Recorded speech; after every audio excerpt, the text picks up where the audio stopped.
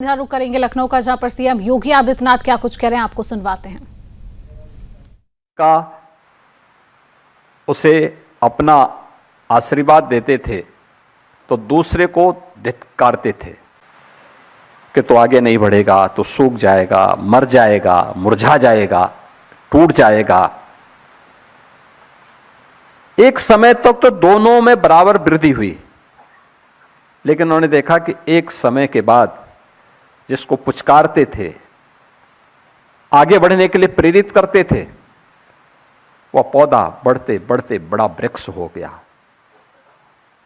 फलने फूलने की स्थिति में आ गया। लेकिन जिसको धिक्कारते थे वह एक समय के बाद मुरझाता गया, सूखता गया, अंततः ठूंठ बन करके रह गया। और कमोबेश यही स्थिति इस देश के अंदर, इस देश की भी और उत्तर प्रदेश की भी की जा चुकी थी।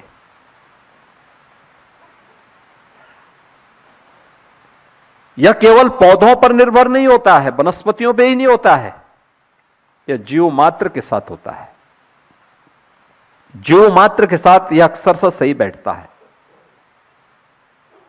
और मनुष्य तो ईश्वर की सर्वश्रेष्ठ कृति है।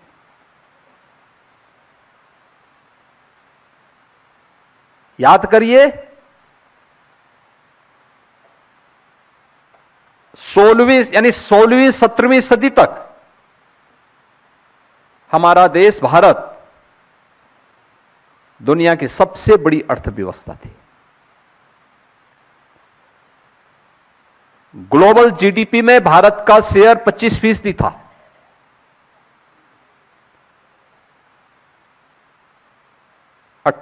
और 17वीं और 18वीं सदी तक आते आते भारत का शेयर घट करके 15% आया। भारत से आगे चीन आ गया,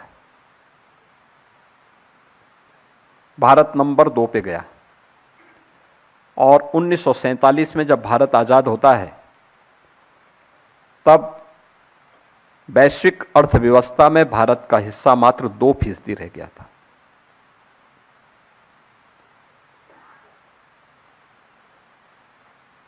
मात्र 2%।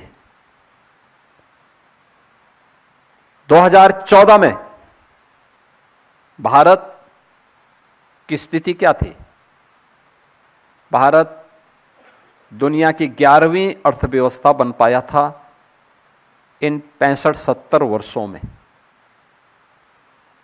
और 2014 से जो यात्रा प्रधानमंत्री मोदी जी के नेतृत्व में भारत ने प्रारंभ की, आज उसका परिणाम है कि भारत दुनिया के अंदर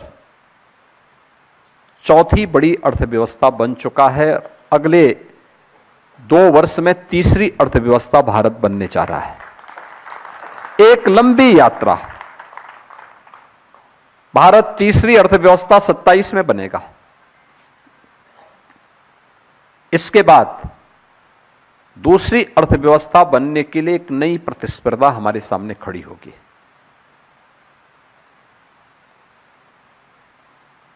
उन स्थितियों में भारत के सामने अमेरिका और चीन के बाद तीसरी अर्थव्यवस्था के रूप में नंबर 2 की अर्थव्यवस्था बनने के लिए जो प्रतिस्पर्धा, कड़ी प्रतिस्पर्धा आने वाली है,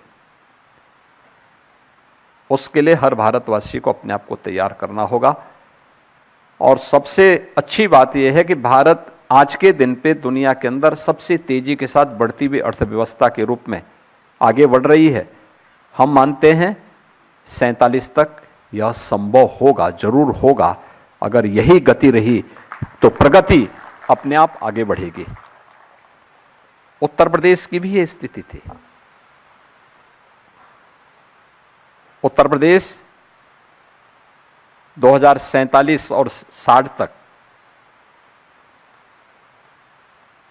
यानी 1947 और 1960 तक उत्तर प्रदेश का नेशनल जीडीपी में उत्तर प्रदेश का जो योगदान था वह 14% था।